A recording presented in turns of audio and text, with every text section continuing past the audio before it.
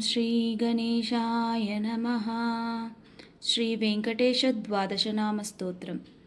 अस्य श्रीवेङ्कटेशद्वादशनामस्तोत्रमहामन्त्रस्य ब्रह्मा ऋषिः अनुष्टुप् छन्दः।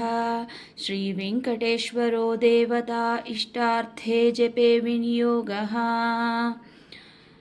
नारायणो जगन्नाथो वारिजासनवन्दितः। स्वामी पुष्करिणीवासी शङ्खचक्रगदाधरः।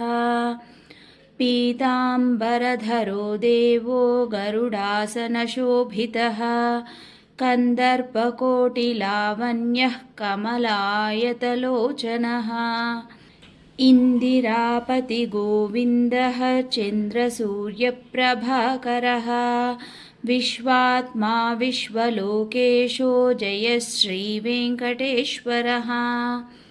एतद्वादशनामानि त्रिसन्ध्यं यः पठेन्नरः दारिद्र्यदुःखनिर्मुक्तो धनधान्यसमृद्धिमान्।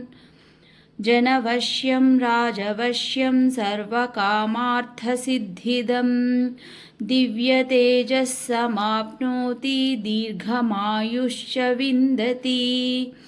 ग्रहरोगादिनाशं च कामितार्थफलप्रदम् इह जन्मनि सौख्यं च विष्णुसायुज्यमाप्नुयात्।